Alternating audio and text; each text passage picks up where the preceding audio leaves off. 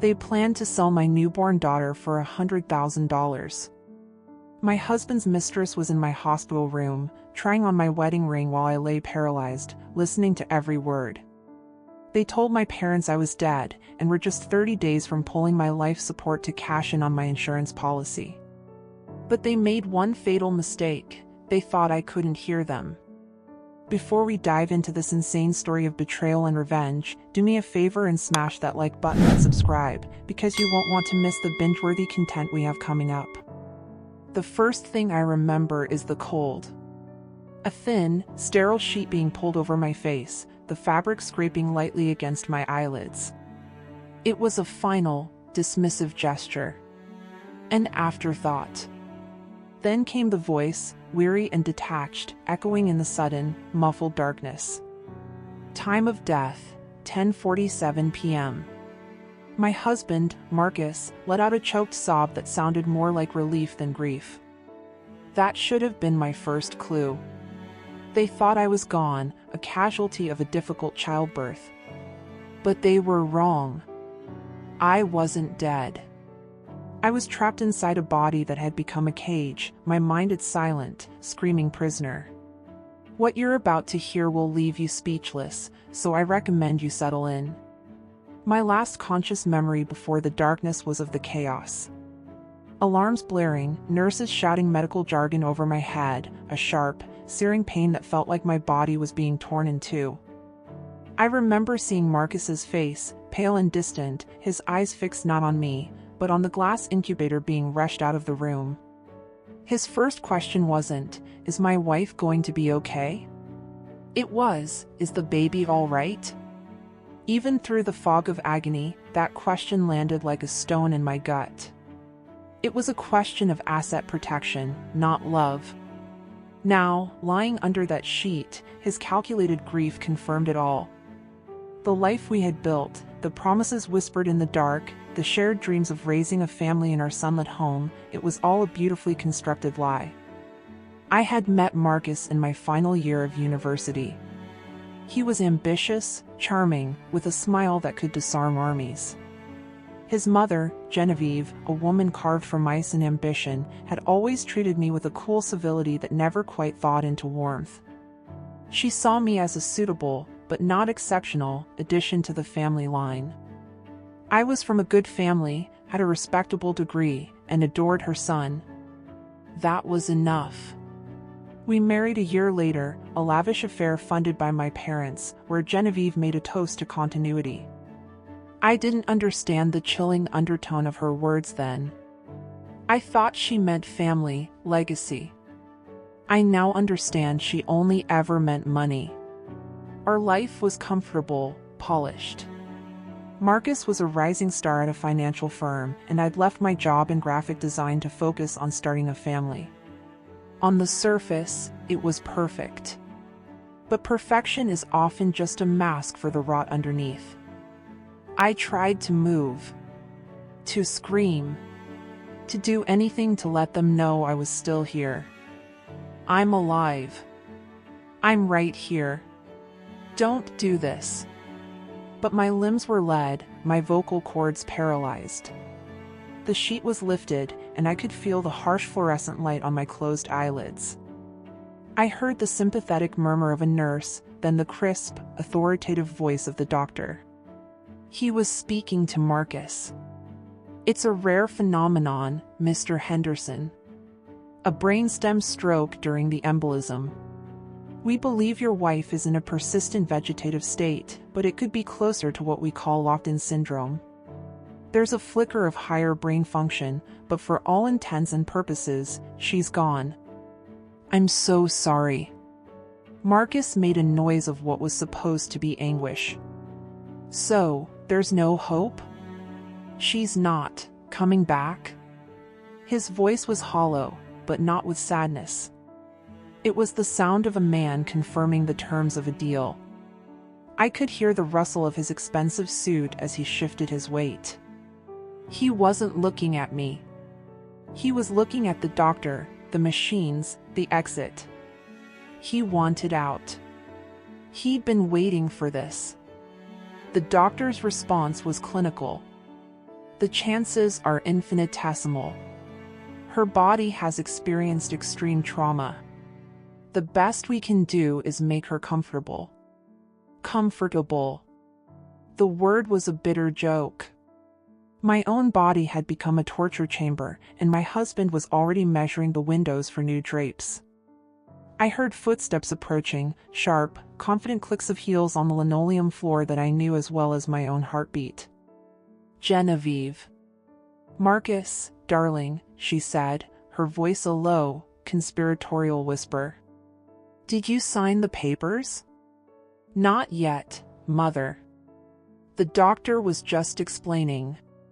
There's nothing to explain, she cut in, her tone sharp as broken glass. He's telling you she's a vegetable. A very, very expensive vegetable. I felt a cold, manicured hand briefly touch my arm, then recoil as if I were already a corpse. We need to be practical. It's a tragedy, of course, but the living must go on. It was then that a new scent entered the room, a cloying, sweet perfume I didn't recognize. It was followed by a softer, younger voice. Is she? The question hung in the air, unfinished. It belonged to Chloe, Marcus's new assistant from work, the one he said was just a kid, brilliant but harmless. The perfume was hers. I'd smelled it faintly on his shirts for months. She can't hear you, sweetheart, Genevieve said, her voice softening with an affection she had never once shown me. Come in. It's all right. She's just a body in a bed now. Chloe. Of course. The late nights at the office, the hushed phone calls, the sudden obsession with a new gym near her apartment. It all clicked into place, each memory a new, sharp piece of glass in my heart. They hadn't just been waiting for me to die. They had been actively building a new life on the foundations of mine, just waiting for the old structure to collapse. Over the next few days, my room became their private lounge. They spoke freely, believing my mind was as still as my body. They were fools. My mind was a razor-sharp recording device, capturing every word, every sigh, every rustle of paper. It was on the third day that Genevieve laid out the plan. She, Marcus, and Chloe were gathered by my bedside, the rhythmic beat of my heart monitor the only soundtrack to my living nightmare. The lawyer was clear, Genevieve began, her voice low and steady. As long as she is on life support, we can't touch her assets. The house, the stocks, it's all tied up. So what do we do? Marcus asked, his voice sounding weak, pathetic. He was a puppet, and his mother's hand was so far up his back she could make his lips move. Genevieve sighed, a sound of profound impatience. It's simple. We give it time. 30 days. We play the part of the grieving family, we let the doctors run their pointless tests. Then, we make the difficult decision. We say our goodbyes and we let her go. It's merciful, really. She paused, and I could feel her cold eyes on my face. And it's clean. The life insurance policy pays out on brain death. After 30 days on life support with no change, the hospital will sign off on it. $500,000. A nice, clean start. My life, my love, my future, all reduced to a 30-day waiting period and a price tag. $500,000. Is that all I was worth? Chloe, the replacement, sealed my fate. Genevieve's right, Marcus. It's the kindest thing to do. For everyone. Kindness had never sounded so cruel. The next day, Genevieve performed her masterpiece of manipulation. She sat by my bed with her phone, dialing a number I knew by heart. My parents. My heart, the one organ still obedient to my will, thrashed in my chest. No. Please, not them. Don't you dare. Mom? Dad, she said, her voice thick with fake tears. It's Genevieve. I have terrible news. It's about Alara. There were complications after the delivery. The doctors did everything they could, but we lost her. She let out a gut-wrenching sob that deserved an Academy Award. On the other end of the line, I could imagine my mother's scream, my father's shattered silence. I was being erased, methodically, by the woman who called herself my family. She told them the grief was too much, that a funeral would be a small, private affair. She was isolating me, cutting every cord to my old life, ensuring no one would come looking for a ghost. My existence shrank to the four walls of that room and the monotonous symphony of machines. Days bled into nights. I learned to tell time by the shift changes, the smell of cafeteria food, the angle of the sliver of sunlight that crept across my bed in the late afternoon. They brought my daughter, Lily, to see me once. Chloe held her, wrapped in the pink blanket I had picked out months ago. She has your eyes, Alara, Chloe murmured, her voice dripping with false sympathy. Don't worry. I'll be a great mother to her. She held Lily's tiny hand up to my face. The urge to move, to snatch my child back, was so powerful it felt like my synapses were misfiring, trying to find a pathway through the damage. A single, hot tear escaped my left eye and traced a path down my temple. Chloe didn't notice. She was too busy taking a selfie with my baby. I was not just a prisoner, but an audience. Forced to watch the premiere of the life that was stolen from me, starring my husband and his mistress. I wasn't just a victim. I was a prop in their victory photos. Lying there, I didn't just dream of justice. I began to build detailed fantasies of cold, hard revenge.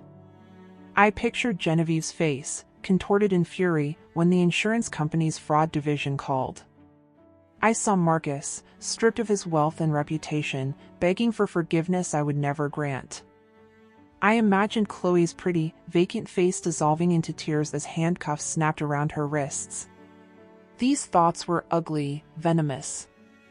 They coiled in the darkness of my mind, and a part of me was horrified by them. The old Alara believed in forgiveness, in seeing the good in people. But that Alara died on the operating table. The woman lying in this bed was being forged into something new, something harder, in the fires of their betrayal. Don't you dare skip to the end. Every second of this matters. The major shift, the moment the world tilted back on its axis, came on day 15. It came in the form of a new doctor, a specialist in neonatal care, Dr. Anya Sharma. She came in to review Lily's file. Marcus was there, looking bored, scrolling through his phone. Mr. Henderson, Dr. Sharma said, her voice crisp and professional. We need to discuss the care plan for your daughters. Marcus looked up, frowning. Daughter. Singular. Dr. Sharma blinked, confused. She tapped on her tablet. No, my records are quite clear. Alara Henderson delivered twins. A girl, Lily, currently in your custody. And another girl, delivered a minute later, who required more intensive NICU care. She's been in our specialized ward upstairs. Her name is listed as Maya. The silence in the room was deafening, broken only by the steady beep of my heart monitor. Twins. I had twins. Marcus was speechless. T-twins? No. That's impossible. You told me there was only one. The blood drained from his face. A second child. A second complication. I felt a surge of something ferocious and wild inside me. Maternal instinct, doubled. They had hidden my other daughter from me. From the world. Later that evening, Genevieve stormed in, her face a mask of fury. She had clearly just been informed. Twins? She hissed at Marcus. How could you be so incompetent as to not even know how many children you have? They never told me, he stammered. They rushed the first one out, and with everything happening with Alara. Excuses, she snapped. This complicates everything. Another mouth to feed, another expense. Another link to her. Her gaze flickered to me, full of loathing. Then, a slow, predatory smile spread across her face. It was the most terrifying expression I had ever seen. Unless, she said softly, we turn a complication into an opportunity. After Genevieve left, Chloe stayed behind. Marcus was pacing, running a hand through his hair. Twins, Chloe. My God. What are we going to do? His panic was palpable. This was a variable he couldn't control. Shoo, darling, Chloe said, stepping in front of him, placing her hands on his chest. She wasn't panicked at all, she was focused. Your mother is right. This is an opportunity. Think about it. We have Lily. She's perfect. The other one, she's just a problem. A loose end. She looked over at me, a flicker of something calculating in her eyes. We need to be smart. Genevieve has a plan. We follow it, and in a few weeks, it's just you, me, and Lily. The perfect family. Isn't that what you want? Her voice was a hypnotic whisper. Marcus, weak and lost, just nodded, letting her pull him into an embrace. He was never in control. It was always one of them pulling his strings. I knew what was coming next. I felt it in the deepest, most primal part of my soul. Genevieve returned the next day, her plan fully formed. There are people, she went on, her voice dropping to a conspiratorial whisper, who can't have children. Wealthy people. People who would pay a great deal for a healthy, newborn baby with no paper trail. A private adoption. We can get $100,000 for her, easy. The room went cold. Selling my baby. My Maya. They were going to sell my child like she was a piece of property. Marcus, to his credit, physically recoiled.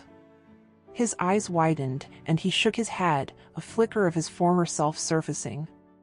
Mother, no, he said, his voice barely a whisper. We can't sell our daughter. It was a pathetic, fleeting moment of conscience. Don't be a fool, Marcus, Genevieve said, her voice like steel. One baby is manageable. A symbol of your tragic loss. 2 is a burden.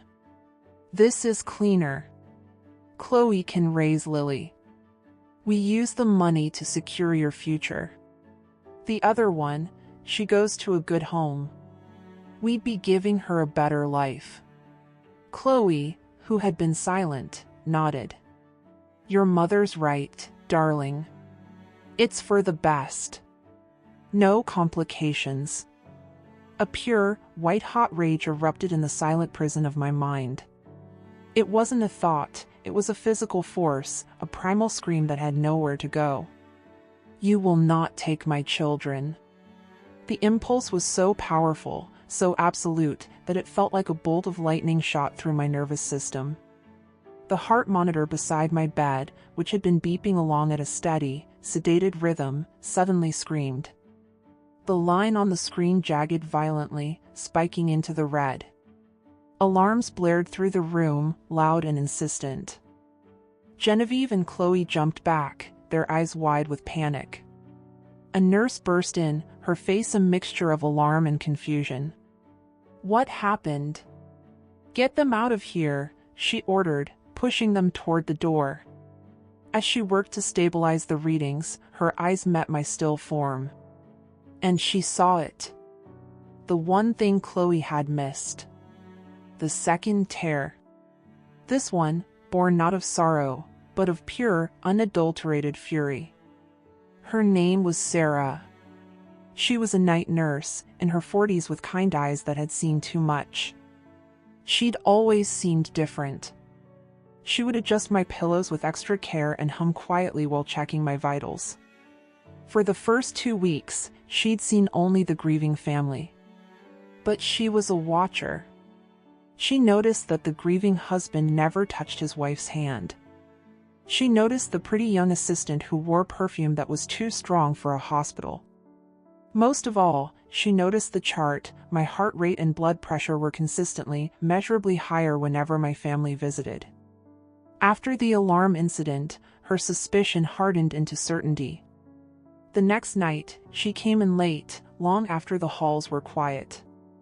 She leaned in close and whispered, "Ilara? My name is Sarah. I don't think you're gone. I think you're in there. Your heart rate tells a story your family doesn't want anyone to read." She took a breath. "I'm going to ask you a question. If you can hear me, if you can do anything at all, make that machine jump again." The risk she was taking was enormous, a career-ending gamble on a hunch. I focused every ounce of my being on the rage I felt for Genevieve, on the love for my daughters. The monitor beeped faster. Spiked. Sarah let out a choked gasp. "Okay," she whispered, her voice trembling slightly. "Okay. I'm here. We're going to figure this out." She was my secret ally, my lifeline. Our work began that night. Every day was a grueling battle inside my own skull. I would spend hours, what felt like an eternity, trying to fire a single neuron. "Move your finger, Ilara. Just the index finger. Brain to spine, spine to shoulder, down the arm." Nothing. Day after day, just silence and stillness. I almost gave up a dozen times. The sheer futility was a crushing weight. But then I would hear Chloe's laugh in the hallway, or Marcus discussing money on the phone, and the rage would become fuel. Then, on day 21, during one of Sarah's late-night visits, it happened. A flicker. A tiny, spastic twitch of my right eyelid. Sarah saw it. Her hand flew to her mouth. "Oh my God. You did it." From that moment, our progress accelerated. At 3 a.m., she would close the door and begin my secret therapy, whispering encouragement as she worked my stiff limbs. "We need a code," she'd said. We started with my eyes. 1 blink for yes, 2 for no.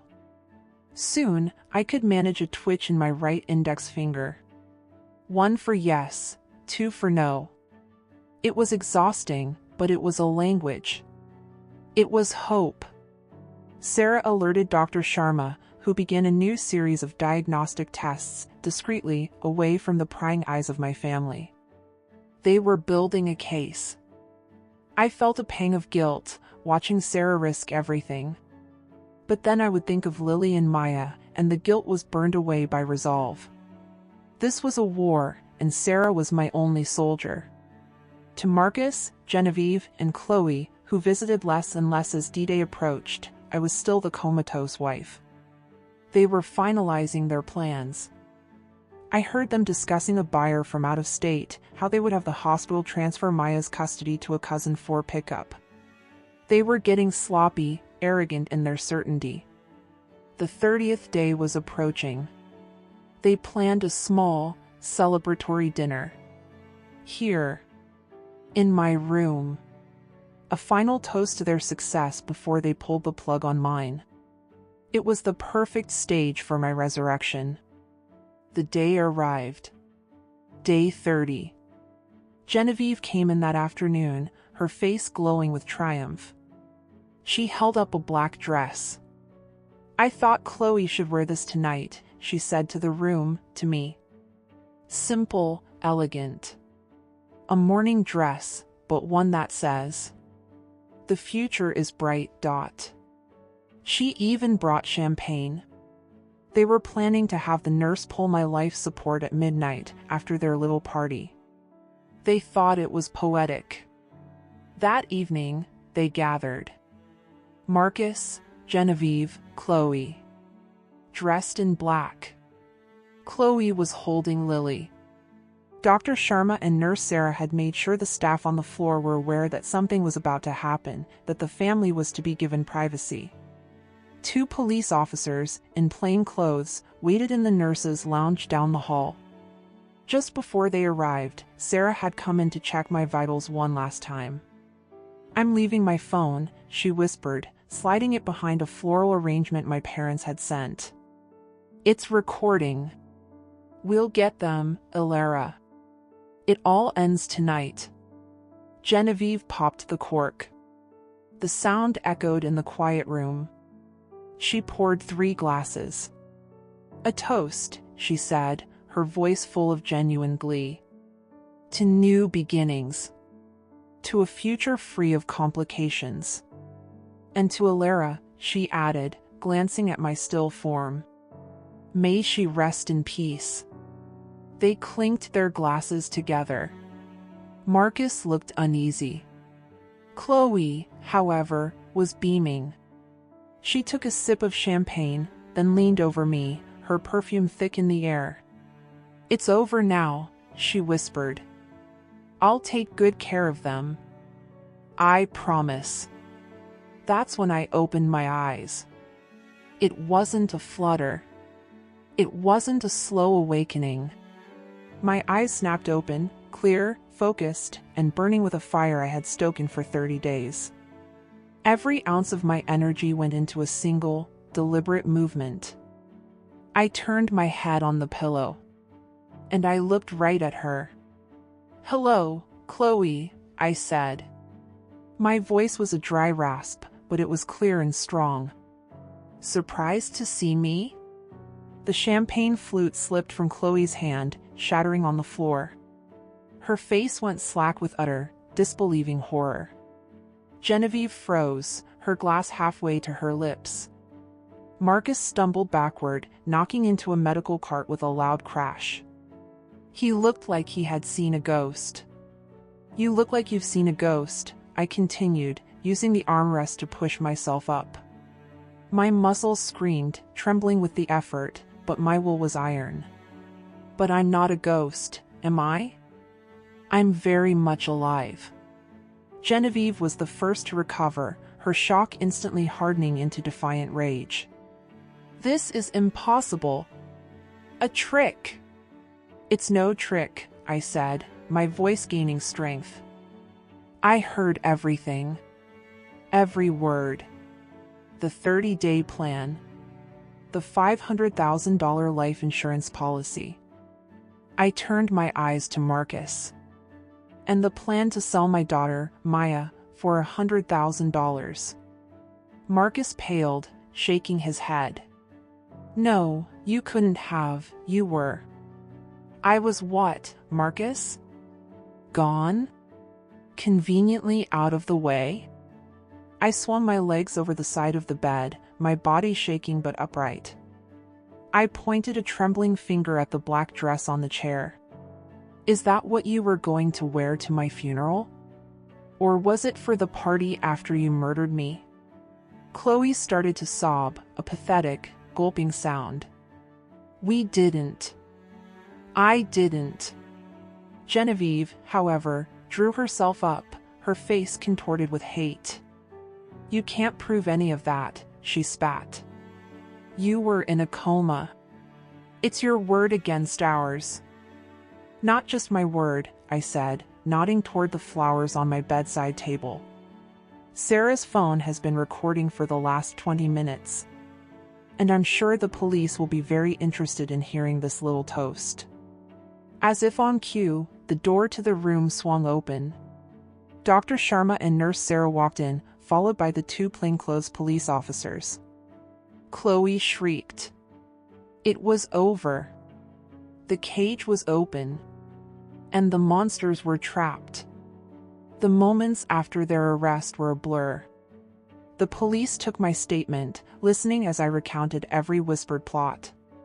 Lying in that bed, finally safe, a profound exhaustion washed over me. But with it came a chilling thought. I had meticulously planned their downfall. I had waited, gathered evidence, and sprung my trap with a cold precision that felt familiar.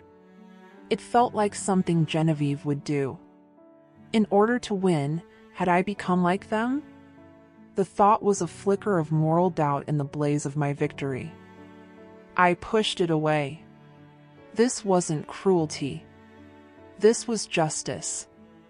3 months later, I stood in a courtroom, holding Lily in one arm and Maya in the other. I was strong, healthy. I was a mother. I watched as the evidence was presented, the audio recording of their final toast, the financial records showing Marcus's debt, the testimony from the discreet adoption broker Genevieve had contacted. Their faces, once so arrogant, were now pale and drawn. Genevieve's lawyer tried to discredit me during a brief cross-examination. "Mrs. Henderson," he began, his voice oozing with false sympathy, "you endured a terrible trauma. Isn't it possible that in your confused state, you misinterpreted conversations, that you imagined a conspiracy out of grief and paranoia?" I met his gaze without flinching. "Are you asking if I imagined my husband's mistress trying on my wedding ring while I lay paralyzed? Or did I imagine your client toasting to my death so she could cash in my life insurance? Because the audio from that night seems quite clear." Genevieve lunged forward in her seat, her face a mask of pure venom. "You lying little witch," she screamed before being restrained. The mask was off. The jury saw her for exactly what she was. When it was my turn to give a victim impact statement, I walked to the podium. "You didn't just try to take my life," I said, my voice echoing in the silent courtroom, my eyes locked on Genevieve. "You tried to erase me. You tried to steal my children, my future, my memory. You declared me dead. But a mother's love is not so easily killed. You thought I was your biggest liability. But I am your legacy. My survival, and my daughter's survival, will be the final word in the story of your greed. You will not be remembered. You will simply be gone." I didn't stay to hear the sentencing. Sarah texted me the results. Chloe got 3 years. Marcus got 8 for conspiracy and fraud. Genevieve got 15 for attempted murder and human trafficking. Today, my life is quiet. It's filled with the beautiful chaos of twin baby girls. We live in a new house, one that doesn't have the ghost of Marcus in every room. My parents are a constant, loving presence. Sometimes, late at night, when the girls are asleep, I think about that hospital room. They underestimated me. They forgot that inside the broken body was a mind that was listening. Waiting. A mother who would burn the world down for her children. They thought they could bury me, but they didn't know I was a seed. What do you think you would have done in my situation? After hearing everything, would your goal have been simple justice, or would it have been absolute revenge? Let me know your thoughts in the comments below. If this story shook you to your core, slam that like button and make sure you are subscribed. You won't want to miss the next story we have lined up. It's even crazier than this one.